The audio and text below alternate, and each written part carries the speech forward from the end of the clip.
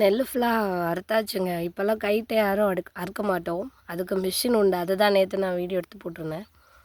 நெல் அறுத்தாச்சு.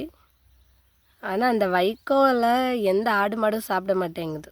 முன்னாடி கைட்டு அறுத்து வைக்கிறப்போ மலை மாதிரி வைக்கோல் இருக்கும்.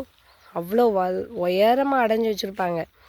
அதில் ஏறி குதித்து விளையாடிட்டு கிடப்போம். அது மேலெல்லாம் அறுத்து விட்டுரும் சின்ன வயசாக இருக்கும்போது. செம்ம காந்தும் எரியும். ஆனாலும் அந்த வைக்கோலில் மேலே ஏறி சர்க்கஸ் மாதிரி மேலேருந்து கீழே வரைக்கும் நாங்கள் பாட்டுக்கு விளையாடிட்டு கிடப்போம். விடிய விடிய போர் அடிப்பாங்க.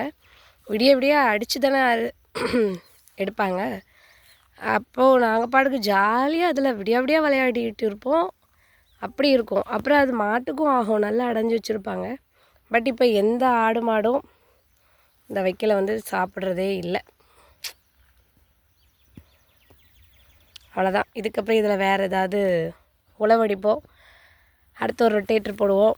அடுத்து யாராவது ஏதாச்சும் நடுவோம்.